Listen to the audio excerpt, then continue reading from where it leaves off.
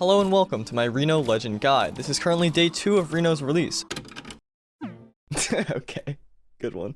So if you're watching this in the future, some of the exact frame values may differ slightly on his signatures or his strings, but the overall design and options should remain consistent unless he gets completely reworked, so hopefully it should help regardless of when you're watching it. Reno is designed to be quick and fluid and makes up for his lower than average damage and KO power with speed and utility in his signatures. He has one of the best kits in the game for controlling space and keeping opponents uncomfortable, as both weapons excel in neutral, with blasters being one of the best weapons to outspace and punish, and Orb having an all-around kit that can handle almost any situation. Many of his signatures have the power to also launch your opponents deep off stage, meaning that pushing people into the corner can create a lot of additional pressure on top of the already existing stage control. Because of this, proficient ledge trapping and edge guarding will be crucial parts of an adept Reno's play. With a stat line of 4-7-6-5, he's comfortable on a range of different stances. I recommend picking up strength if you struggle to kill, as 5-6-6-5 is a fantastic spread, but speed is also a great stance, as it allows you to have the dual combination of 6 defense and 6 speed, the two most valuable stats in the current meta. Keep in mind that you will be running 3 strength with the speed stance if you lock that in, which is less than ideal, but I'm sure the Lucian and the defense stance Brax players of the world will feel more than at home with that one. Otherwise, the base stance is perfectly fine to run as well if you can't decide, although in most scenarios, strength is an upgrade to base, as the extra dex only affects a handful of moves across the Orb and Blasters kits. I would personally not recommend the defense stance because it drops your speed to 4, which is significantly worse than the golden standard of 5 speed, but it's not the end of the world. Queuing up with a 7 defense tank bug is certainly intimidating. Finally, we have the dex stance, and I've talked about dex a few times on this channel, but I figure it's worth to briefly go into it again and clear any misconceptions that people may have, because it's important to understand why the dex stance may not be as valuable as you think it could be in certain situations. First of all, dexterity does not make you attack faster. This is something that I see people talk about all the time, but it's not actually how the stat operates. The amount of time it takes your attacks to come out, which is called startup, is 100% completely unaffected by dexterity. What dex does affect is recovery time, which is the amount of time it takes for you to be actionable or feel unfrozen after using an attack. This gives off the feeling of attacking faster because in theory you can do something quicker, but in reality that may or may not actually be the case. You see, there are 2 different types of recovery frames, fixed and variable. Fixed recovery frames is the amount of time that every character has to wait before they can do something else. Variable is added time on top of that that's affected by dexterity. This means that the total recovery time of your attack is simply the fixed plus the variable. If that's confusing at all you need to know is that dexterity can change the amount of time you're stuck after using a move, but only up to a certain point, after which it won't change at all. Recovery time also comes into play in 2 different scenarios, on hit and on miss, and this is more straightforward. It essentially means that the game calculates how long you're stuck based on whether you hit an attack or miss the attack. Recovery time on hit is often lower than on miss with things like combo and string starters because that's what enables you to continue the combo, but sometimes they're the same value. It just depends on the situation. What's important to know is that attacks have fixed and variable recovery times on hit and on miss.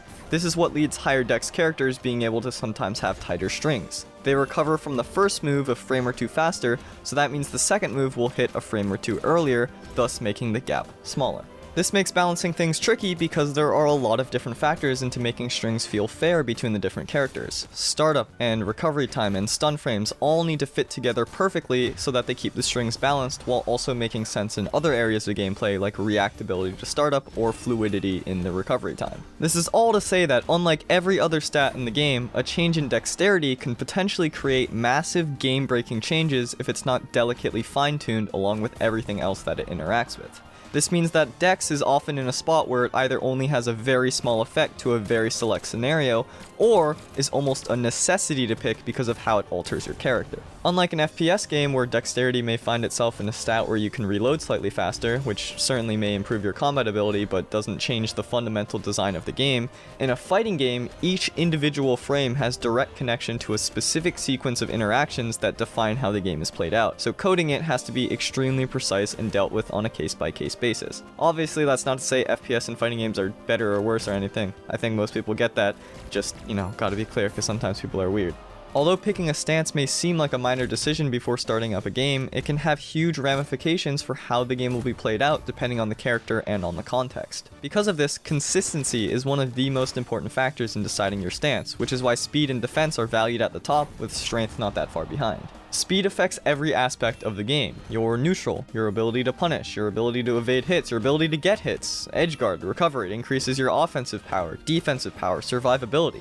It does everything, so it has a super high consistency. Similarly, defense will constantly come into play throughout the match, as it affects both how much damage you take and how far you're sent by variable force moves. Being able to tank more hits means that each risk is less risky, so you're able to afford more mistakes throughout every single stock. Strength acts in a similar plane, but in the reverse. More damage and more force on your moves. You have to win neutral fewer times and land fewer hits to get knockouts, meaning simply that if you're going blow for blow, your job on a 5 strength Reno is easier than a 3 strength Reno. The reason why defense is often valued above strength is because defense comes into play regardless of who you or your opponent picks. It always matters because you're always going to be getting hit in a game between evenly matched opponents. Strength, on the other hand, can sometimes be somewhat circumvented by specific character signature kits or string abilities. Remember, consistency is key, so having a defense buffer that helps out in every match may be more valuable than an increase to strength that may or may not even come into play because of your character's other attributes. It all depends on the context, and there are definitely scenarios where strength is the better pick, but it's just a general guideline. So that brings us back around to dex. Dex is by design more inconsistent than every other stat because it doesn't universally affect every move. It isn't a slider that you can just point at and say, oh yeah, this is happening 20% faster, or this lets you live 20% longer. It's much more affected by the individual scenarios and combinations of weapons. The question I always ask myself before locking in a dex stance is basically, is the scenario where the stance gives me its benefit significant, and is it common enough to give up the consistency of one of the other stats? If the answer is no, which it often is, for example, if an increase in dexterity only reduces the recovery time of when you land a ground pound on the ground, something that almost never happens unless you play a select few weapons, then it's probably not worth picking up. If the answer is yes though, then yeah, I'm more than happy to give up a strength or a defense stat here and there in order to help bolster my gameplay in other ways. Dexterity isn't something you should just avoid like the plague. It can be incredibly useful. It just often takes the knowledge or experience to know when those specific situations apply. In the current state of Brawlhalla, these situations tend to be fewer and further between, which is why you often hear people, and me included, valuing lower dexterity, but don't get it mistaken, dexterity isn't bad, it's just often very inconsistent. Whenever I talk about dex though, there's always a group of people that like to stir the pot, I guess is the term, in a not so nice way, that I will not emulate here, but they basically say things like, BMG needs to fix dexterity and they need to make it increase your attack speed, or they need to make it so true combos should be gated behind dex, and you know, we need to feel like picking it matters. But the problem is that many of those solutions fundamentally break the structure of the game like I was talking about earlier. When a 1 frame difference, which is literally the smallest unit of change that you can possibly implement, can turn a character that was never seen in top 8 to one that's used by the best player in the world to help win a major LAN event, that's a big deal. And it's also not hyperbole, by the way. That literally happened with Lin Fei. She got access to a 3-hit true combo with 9 dex by a reduction in 1 on-hit recovery frame to down air. This caused Dare Sidelight Downlight and Dare Sidelight Endlight to be completely inescapable, meaning not only that every single dare led to major guaranteed damage in a dodge read setup, but every Katara loop got an extra cycle or half cycle because of the lack of dodge frames. This was so powerful that it made any other stance effectively invalid because of how much it changed her gameplay, and it made locking in other Guitar characters questionable because of how much better Lin Fei was. And remember, that was all because of a difference of 1/60th of a second compared to other Guitar legends or other stances. This has since been patched, but it's a perfect example to demonstrate how tricky dex is to balance. We want variety, it's interesting. It sucks to have a character where it feels like only one stance is worth picking because of how much better it is than the others. It's hard to work around dex because sometimes it feels like it's a waste of a valuable stat slot, and other times it feels like it's the only sensible pick, otherwise you're giving up too much. I think if it was slightly more dramatic and affected only recovery time on miss, that could be some kind of solution, but even that can be risky and will need an individual case-by-case analysis on all weapons and signatures, on all characters, on all dex values, and even then it's assuming that my idea is even a good one, which it probably isn't because, well, it's me. But anyway, this is a Reno guide, and I apologize if any of that was boring. I just thought it was important to bring up, and hopefully I could help bring some nuance to the dex discussion, and if not, I am sorry. This is the first legend guide I'm doing in this style, so I figured it was important to go over the stats and the concepts behind the stats in detail, so I could always refer back to this first guide if I end up making more for other legends. This is all to say that for Reno, the increase to 8 dexterity does not provide a significant enough gameplay change to offset the consistency of gaining an extra point in strength or speed, in my opinion, so I I don't think it's one of the best stances. Again, I think someone's probably going to comment, wow, he took 5 minutes to say that one thing, but yeah, hopefully that makes sense, my reasoning. But if you're watching this in the future and 8 dex gives access to exclusive true combos, then yeah, it might be different, but I'm doubtful that even if that does happen, it lasts for longer than a single patch. But that's not to dissuade you if you do want to lock it in. All this is just a list of my general guidelines based on how I understand the stats to work and how much I value match-to-match consistency, because my honest recommendation would be to try every stance and see which fits you best. Personally, I like to run speed, as running the 6-6 I mentioned earlier feels super fluid and reliable, but it's up to you. Switching up to a live commentary now, and while that first section was recorded about a month ago, I decided to wait until Reno went through an entire balance patch before tackling his specific kit in case anything was changed. And spoiler, it was, but not by much, which I'll get into in a little bit. Oh, one more thing that I almost forgot to mention is that in this past month of playing Reno, I found a lot of comfort in the strength stance, especially in certain matchups. Both of these weapons tend to kill pretty late, so having that extra boost is pretty nice, and I'd say it's probably about the same tier as the speed stance. But with that, now let's talk about Reno's signature kit and the different uses I've found for each one. I'll be talking about each move's properties, general utility, niche uses, and the overall strategy for Reno's kit. Alright, now that we got our hitboxes turned on, let's take a look at Orb NSig. So NSig covers a wide area above you with 2 different hitboxes as Reno cracks his Electro Whip twice. The first one is slightly further out and the second one is slightly higher. It does go fast enough that you likely won't notice the difference between these two during the course of a general match. We'll also turn this bot on to stand, or to jump, sorry, from stand, so that we can see the hitboxes a little bit in action. Generally, you're not really going to notice the difference between these two, but you should at least try to solidify where the first one hits, because that's generally what you're going to be aiming for. As you can see, the hitbox is super generous, and it's a near unreactable startup. Given that it sends downward, the most obvious use is to send off stage like so, not like so, like so. And given that Orb already excels at edge trapping, you know, having this option right here to spike is clearly very strong. But also, with the addition of this near unreactable startup, Reno's pressure is bumped up a notch in comparison to a few other Orb legends, especially in those nail-biter last stock scenarios. It has 2 primary weaknesses, one of which I do hope gets patched sometime in the future, but for now, it's a pretty huge drawback of the move. But I'll start with the more obvious drawback, which is why we set this bot to jump, and that is because this move does not hit grounded. You can think of it kind of like a Cassidy lasso in a sense, given that they're both 45-degree angle signatures that act almost like light attacks. Like a light attack, it doesn't kill for a little while, which can be a little bit frustrating, but generally it's actually okay because of this angle that it sends at. If you think about this move more like a utility signature rather than something you're going to be going for to get the knockouts, you know, rob the jumps or force out options so that your other moves can KO easier, then you're going to start to see the use of it more, and I think it'll be easier to use as well, or incorporate into your gameplay. Its other weakness though, and this is one of the things that I'd say makes it a lot weaker than Cassidy's lasso, is that it completely halts your momentum on use.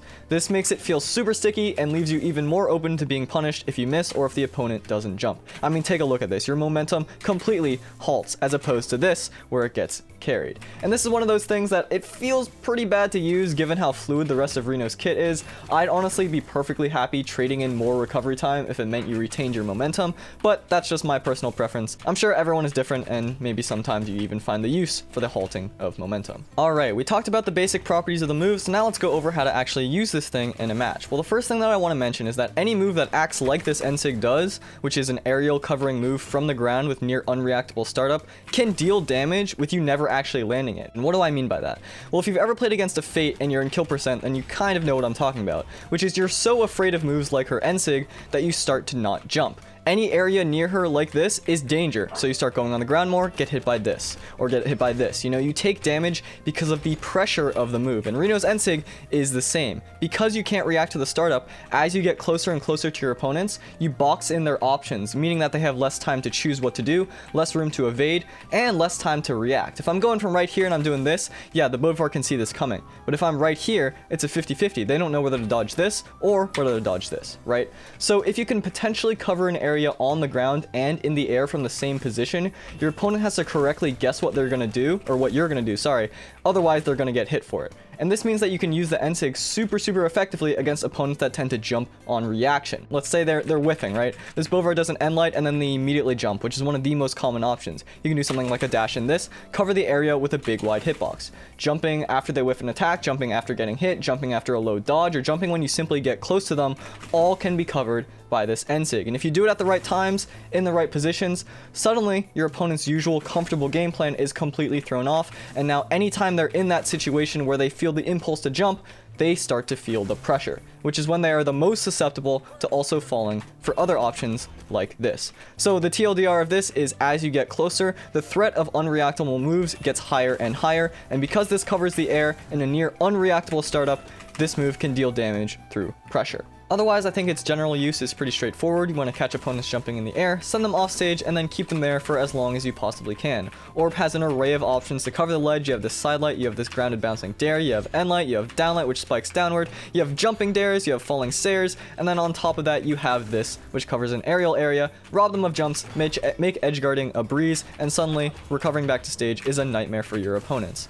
Orb is one of the single best edge trapping kits, and Reno just has one extra option to send opponents even further off stage. It is a blessing. Whoa, hello. Okay, we jumped forward in time a bit, got blurred backgrounds now. Either way, though, I want to talk about this slide charge option because, as you can see, I mean, it's pretty good. If your opponent's running low on options, it can be one of those things that guarantees a knockout because it covers this option way above you, an up dodge, and then it can cover an in dodge. Reverse slide charging is pretty effective. If someone doesn't have any options left, they're just trying to dodge into the wall. Maybe they're unarmed, they don't have anything that can out prioritize you. You can also use it to GC, block opponents from edge guarding you as this high risk, high reward option. Orb in general doesn't have the most amount of upward priority. Of course, they got this nair and they got this recovery, but nair you do have to time it. It doesn't have that many active frames, and then recovery is only around you. You can kind of see the difference right here with this disjoint of the NSig. It's a huge area above you, which is normally an area that Orb can't really threaten just by standing in the same area. It is super high risk though. If you miss, your stock could just be gone like that. I mean, missing a GC NSig is really, really bad. If you do land it, of course, it'll be high reward because this edge guard becomes yours now. They're above you, now suddenly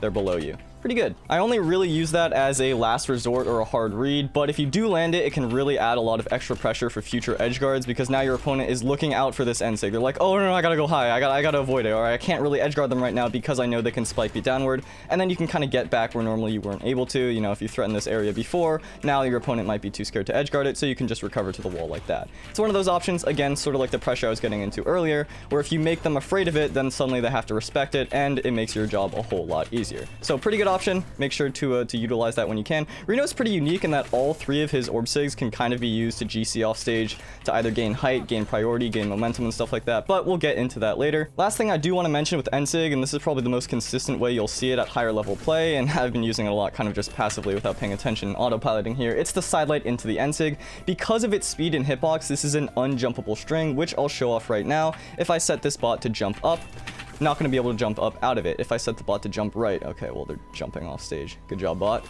Still not able to jump out of it. Jump left, still not going to be able to jump out of it. And then, of course, if I set it to random, well, we saw all the options already, so not going to be able to jump out of it either. So yeah, that's great and all, but I'm sure some of you may be wondering, like, why even mention this? Every Orb character has an unjumpable sidelight into NSig, so what's special about this one? Well, with everyone's sidelight into NSig, except for Fate, I believe, you can actually fast fall out of their option because the NSig vertical hitbox isn't fast enough to catch a falling opponent.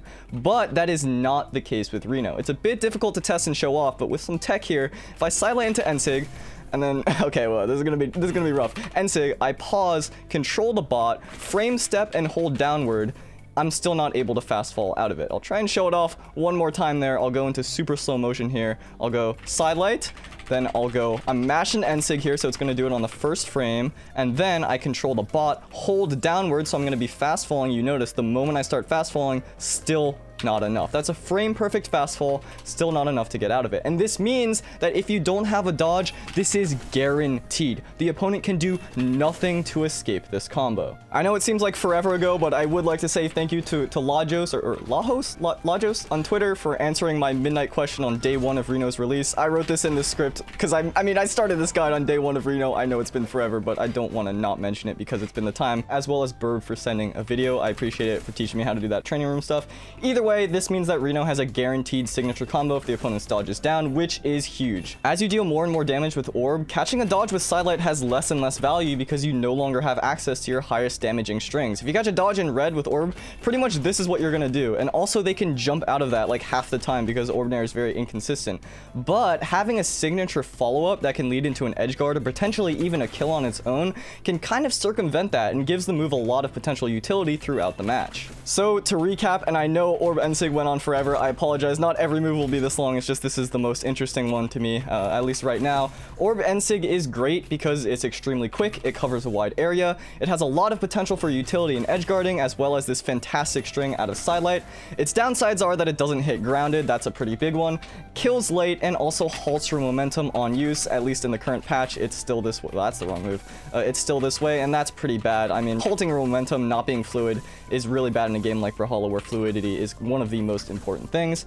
It's very important to understand the hitboxes and the momentum properties of this move so you don't get punished for missing it, even on a correct read. So make sure to spend some time learning that. You don't want to do a dash forward and then not go as fast or as far as you think you will because of that momentum property. Overall, I'd say it's a very solid signature. It's not Fate or NSig tier or anything, but let's be honest here, what is? It pretty much has a tier of its own, so very solid signature in its own right, but let's move on now to SSig. Orb SSig is a lot more straightforward than NSig, so I won't go into it too much, but we'll still talk about its properties and more niche uses that you can take advantage of in your games. Its properties are pretty basic. It's a multi-hit move, it covers the air and the ground, it has a good amount of momentum, and it has a reasonable amount of recovery time. It's trained so that the hitbox is pretty good. I mean, this covers a good amount of space. You can use it to GC like many other moves in the game to get extra height and cover the ground and the air at the same time. Good amount of distance, good amount of speed, and it also has hurtbox manipulation. You're moving yourself across the map, so it's harder to hit if your opponent isn't in position, as well as being able to travel off stage and get an earlier kill than you would have otherwise. Its weaknesses are that it has a decent amount of startup. If you notice, you click the button, it takes a little bit for this orb to rev up and actually start hitting. It also has a moderate amount of force and damage. I don't know if you heard that, there's thunder in the background. Kind of like all of Reno's other signatures, it doesn't deal the most, and it kind of fits with his signature kit, his character design, so it makes sense.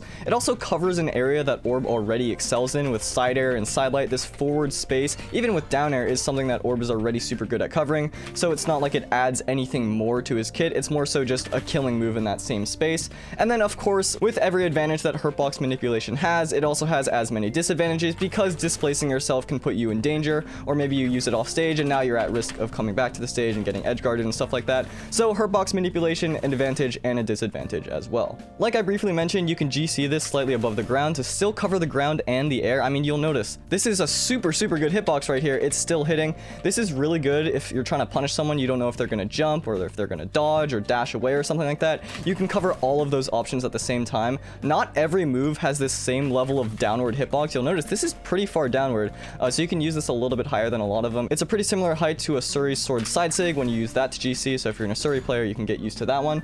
You can also use it to recover back to the stage. I briefly mentioned that in the Orb NSig category, but because of its momentum, you can get a lot of distance right here, and you can nair as you're falling down if someone's trying to edge guard you. As you're falling down, your hurtbox is going down, but a hitbox is getting sent upward, which is always good to have because it can interrupt someone and then maybe turn the edge guard back in your favor. What's really nice about this side sig is that you don't need a lot of entry momentum to use it effectively and get that speed. A lot of moves in the game, you need this dash impulse. You need that chase dodge to actually build up the speed. Maybe it's a fast fall, but you basically just need momentum. But with this move, you don't. You'll notice even if you're standing still, you're still going to get that little boost at the end of speed, which is really nice because it means that you just don't need to worry about space as much when you're using it. You don't need to build up that speed, have that extra dash distance. You can just use it right here and still have a good amount of exit momentum, which is really good because using moves out of GC do not give you full entrance momentum, which is totally fine for this move because you'll notice you're still getting a great amount of distance. Because of this, you have access to another great option, which is this GC on stage like that. You'll notice a lot of people when they try and edge trap you, they'll give you maybe like this much space, but they will not expect you to hit like in this area right here. But this move, because of that exit momentum property, or that entrance momentum property I should say,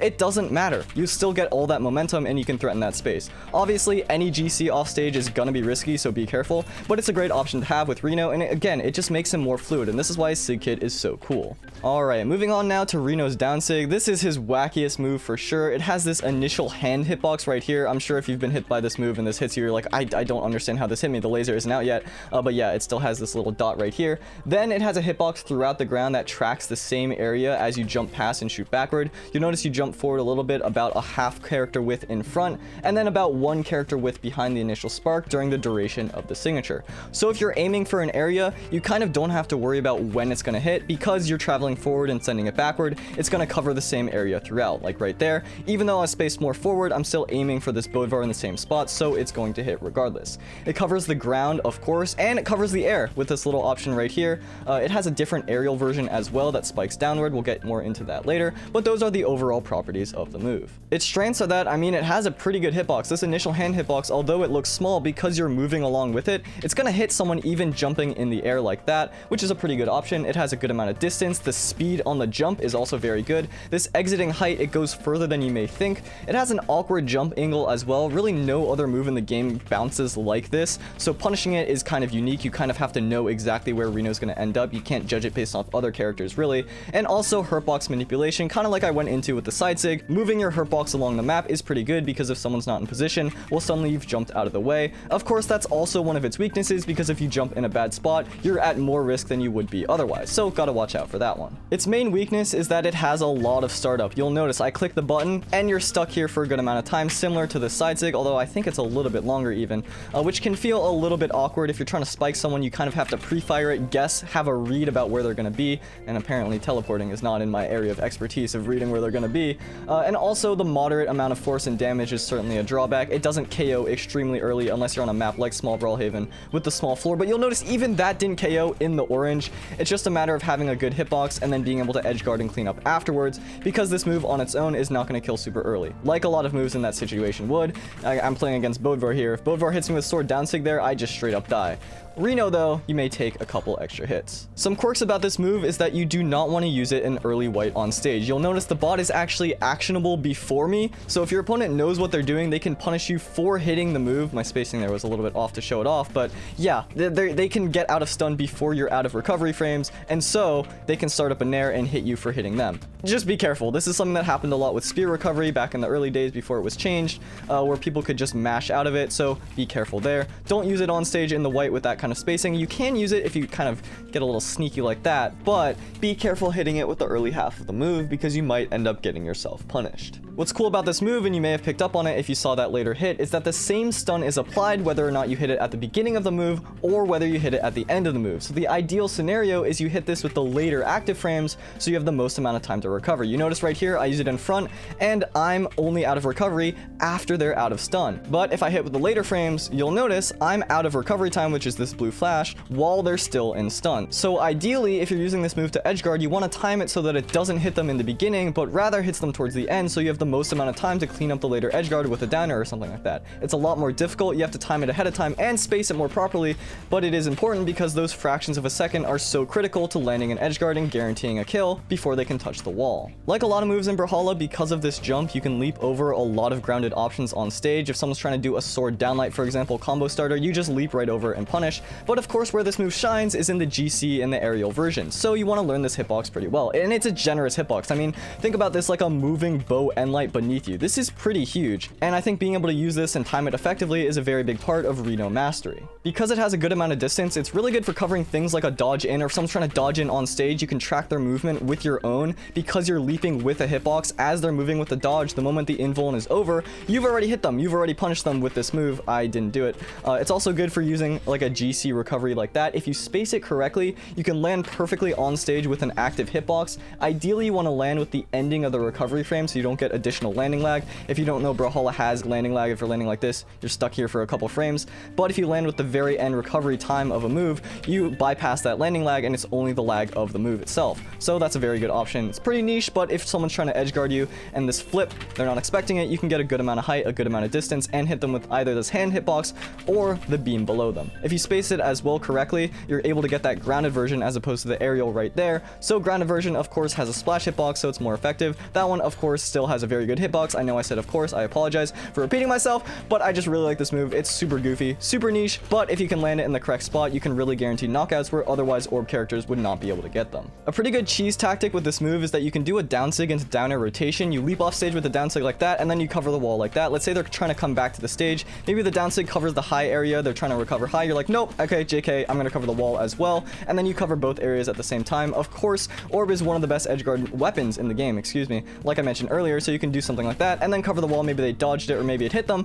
Either way, now you have a lot of advantage, and then you get that rotation like that. Clean up the knockout, unlike me, and then don't SD and be a good gamer.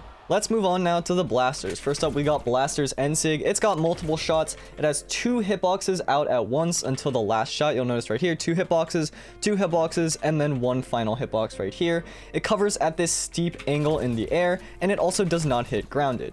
Its strengths, I mean, you can see it right away. This range is incredible. This is one of the best blaster sigs in the entire game. It also has a true combo, albeit it's super niche. I was not able to get this consistently at all. I think you're better off going for this as a string instead of a true combo, but sometimes you can maybe potentially land it without any dodge frames and get a knockout or maybe get some early damage. It's got a quick startup. It has a good amount of active frames. You'll notice because it has 2 out at the same time, it's active for a good amount of time, and you're effectively just zoning out this entire area for the duration of the move. And it hits close to the ground as well, so if someone uses a move like an axe endlight, for example, that leaps them a little bit into the air, it's still going to connect because of this lower hitbox right here. It just doesn't hit towards the immediate ground. So very, very good move right off the bat. Before I go into weaknesses, one thing I forgot to mention is that it has a decent amount of KO power, especially for Reno. It's not the most, it's not like Diana Blasters NSig, but it's still pretty good, and especially given this hitbox and all of this area that it covers, having any type of KO power whatsoever is super good to have. I think being able to KO at all with a move like this is so strong because now all your opponents have to be worried about this super high area,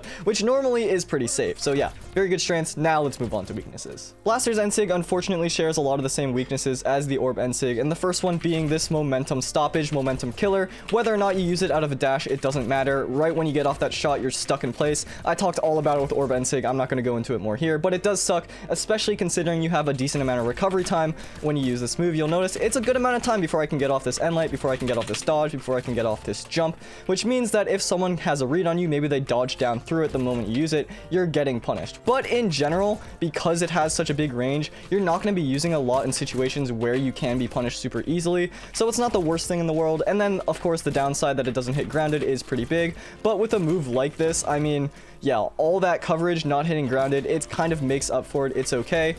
Obviously it is a downside because hitting grounded would make the move better, but because of its design it just doesn't, which is totally a-okay. It just means that you can't use it when someone's just patrolling on the ground dash dancing like that. What's super good about this NSig, and if you are a Reno player, if you're looking to pick Reno up, absolutely start using this in your gameplay, is that you can cover every single dodge except for a straight downward one with this NSig. Now keep in mind the spacing has to be quite precise with some of these options, but it's still in your arsenal. So let's just review them right now. With sidelight into just straight up standing NSig, you can cover a neutral dodge like this. You can also cover an upward dodge. Now this is one of the precise ones. You kind of have to hit with the center of the NSig, but you can still get an upward dodge like that. You can get upward and out at the same time, so it'd be upright in this positioning. This is also one of the precise ones. You kind of have to hit with the edge of the sidelight to be able to get this, but you can get that one as well. You can catch an upward in one as well, like that, and you can also catch a downward in one as well. Where is that? Down left. Here we go. Ready? Bada bing, bada boom. Just standing NSig, you cover all of those dodges. You're not even moving. You're not even reading. You're just doing this into this, and you're covering all of those dodges. Now, if you dodge and dash forward, you can also cover an outward dodge. So that would be right in this positioning. Outward dodge like that. You can cover an up and out, of course. Now this one you don't even have to be super precise because you're dashing forward like that. You can cover a down and out as well, so that'd be down right in the scenario. Teleport back, Bodvar. Like that. And with a dodge or dash in the reverse direction, you can cover every other option, again with the exception of the straight downward dodge. You can cover an inward dodge like that. You can cover a down inward dodge. Come back here, Bodvar, once more. Like that. And you can cover an upward in dodge as well. Come here, Bodvar, one last time to be hit. I mean, it's just crazy. I'll show off the downward dodge as well as the last one because this one does not cover.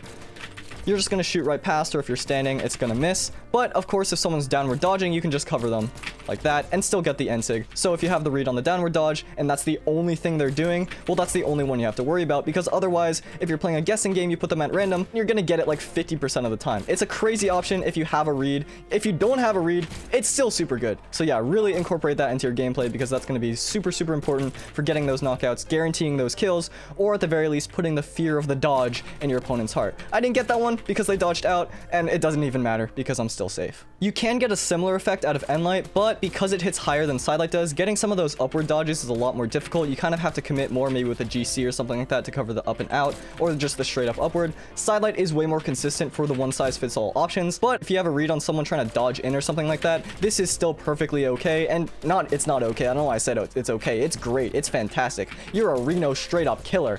Let's move on now to the downlight into NSig combo though, because I do want to mention this. miss.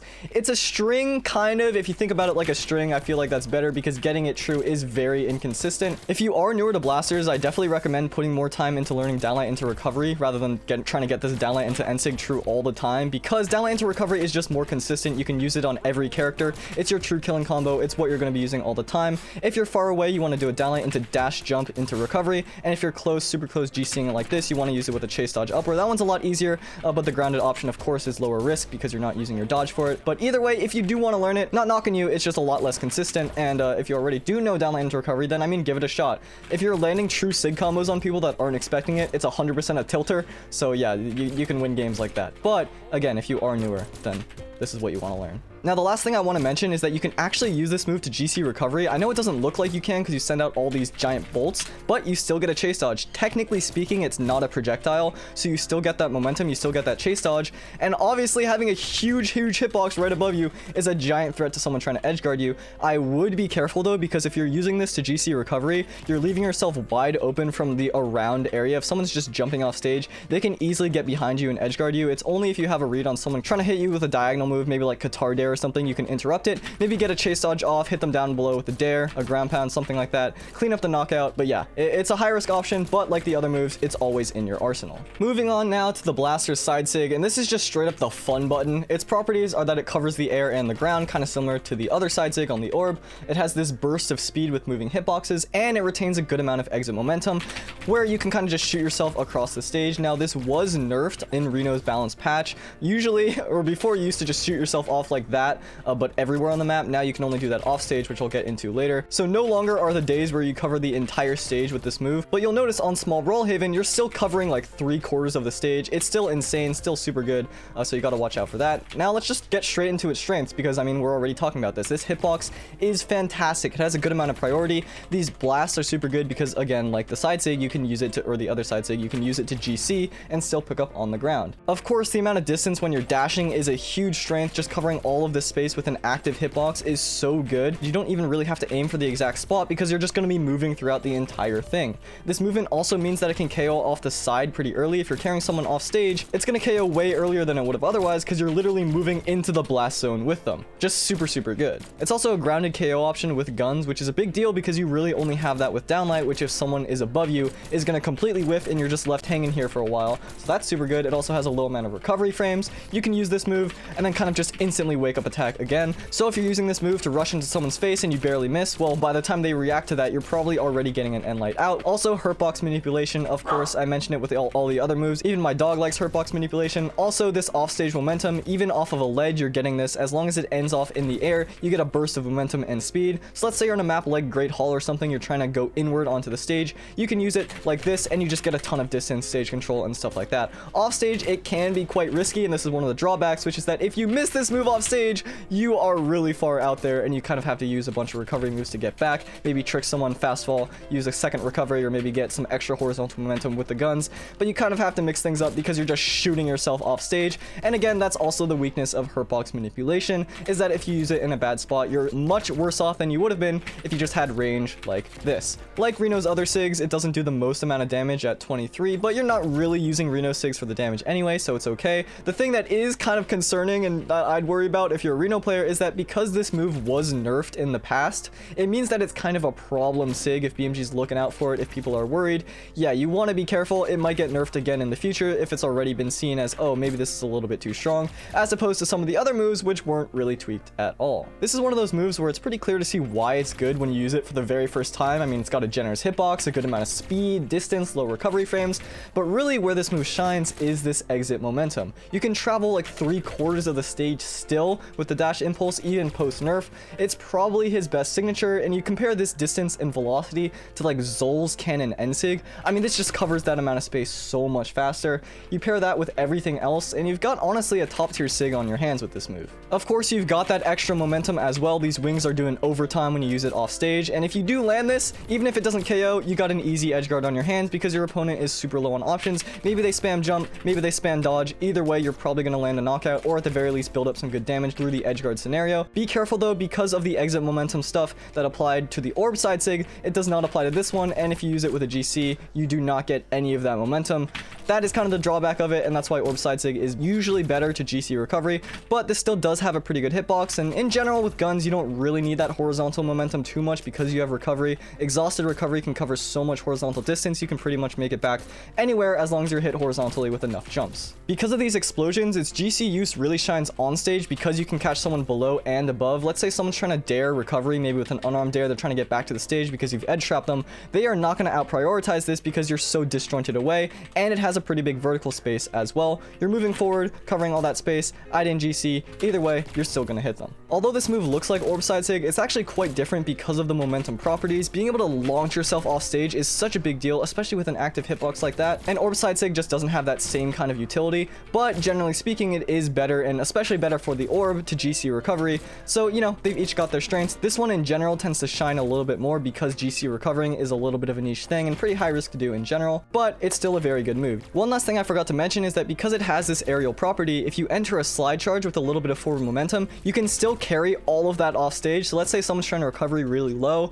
maybe they don't have too many options, you can clean it up with an active moving hitbox like that. One thing to note is that because of this momentum property, doing it reverse kind of stops you, so it's not the same. You can't just shoot yourself off stage and go flying all throughout the map unless you do some really weird movement tech. I don't know, maybe there's some secret sauce there, but yeah, from what I found, you can't do the same backward, but forward it still gives you that momentum, so use that as a super niche option if you want to. I don't know, cleanup sig, whatever it is. Finally, we've got the blasters down sig. This move is a quick backwards leap into the air and then releases a burst of hitboxes below you. It's an active charging sig, meaning if you just tap it, only a couple bullets, but if you hold it, it's going to be a full barrage. Now, something to note is that unlike most sigs in the game, charging this longer does not increase the force nor the damage of this move. Because it has a special unique charging property, they didn't want to make it so it also does more damage if you hit with the later bullets, which is totally fine. It's a two-part sig, so when you land this burst, it then shoots a second shot at this semi-spike downward. The last thing I want to mention for the properties is that when you use it, you can actually jump out of it before you land on the ground, kind of similar to Rayman's Gauntlet down sig. So you can use this to escape, dodge out, and use pretty much any aerial option immediately after. This move has a lot of strengths. For one, it's a retreating signature, meaning if someone's trying to approach you and punish you, you can back up and send an active hitbox like that, stuff their approach and hit them in the process. It's also a stacked option for guns, which the only other one it has grounded is downlight, which comes with its own set of risks, so having another option is super good. Because of its angle, it's great at knocking off stage, and also even if you don't knock off stage, it's still super good because you get all this stage control. Notice how I'm in the center of the map right here, even if I hit it towards the opposite side of the stage. Having long active hitboxes is perfect for this type of move. There's a reason why guns edge trapping with downlights and sidelights and endlights are so good, because you're constantly putting out hitboxes, and this is just another option to use.